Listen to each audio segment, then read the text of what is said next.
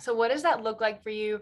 Why did you choose the word ethical? Are you a very ethics, value, goals driven person? Is that something that's Yeah, I think for me, I found there was something missing, and I am very values focused. So when, I make any decision, it's based on some kind of value. And there's so many conversations and so many podcasts and so many, business owners around the world that make decisions every single day. Like every single aspect of our life, we make a decision, whether it's how we spend our money, the way we work, how we, buy things, even how we travel and how we eat. Every single thing we do is a decision, and it's based on values for most people. But for some, they just don't have any thought or consciousness around the ethics in every single thing they do. So when you actually just stop and you become conscious of the ethics in every decision you make, it can change your whole life down to, just changing the way you spend your money, that you actually make an impact while you're doing good. So, there's that impact that you make, but it's also that feel good that you get at the same time. So, as you and I both know, Colin demonstrates that so well. But, and that's probably the kinds of people that I connect with the most, particularly through the podcast and also my clients, is they have those same values. And that's where that connection really lies for me. so I've found that in the ethics decision making, it's a lot slower of a lifestyle Mm, because you like while there are some things that maybe don't have a really large impact, you can kind of make those decisions quickly, or maybe you've made that decision before and then you kind of already know what you need to do.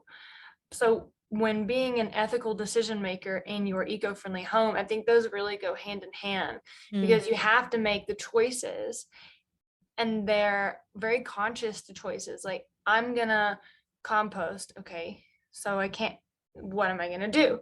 I can't just all of a sudden start like throwing food in a bag and like tossing it in my yard or mm. alleyway. Like that's not it.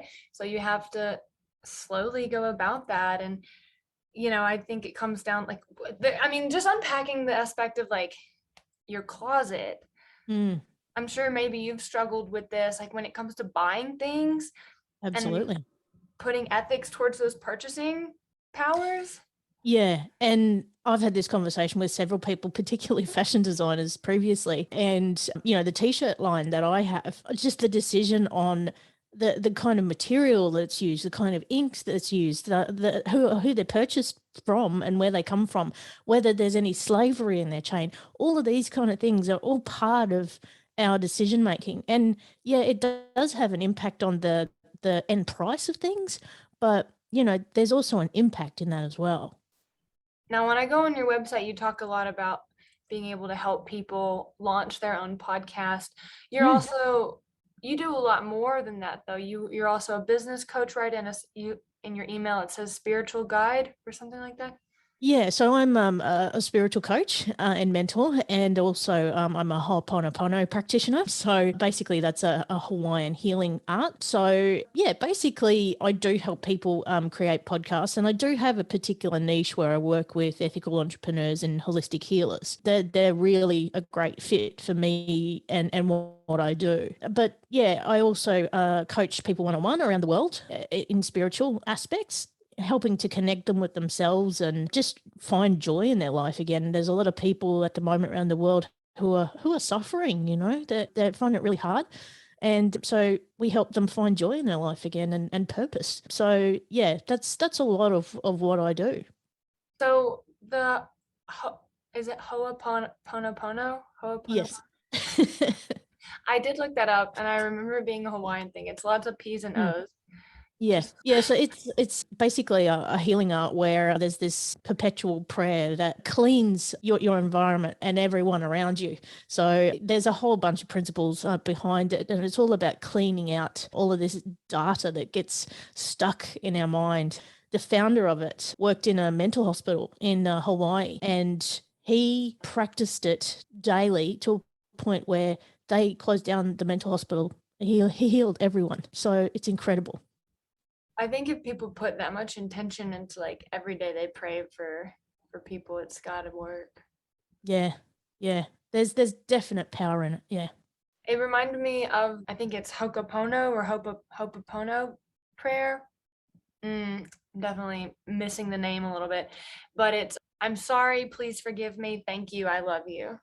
That's it. That's the one. Is Yeah. that the one? That's the That's same the one. thing? Yeah, that's it. No way. Yeah, that's it. Oh, okay, That's cool. exactly it. Yeah. You got it. Nice. Just keep saying that. I was actually given that on a bracelet one time. It was one of those like the stretchy bracelets that say words on them. Yep. And that, yeah, it was cool. Oh, that's awesome. Yeah, that's exactly it. That's the prayer.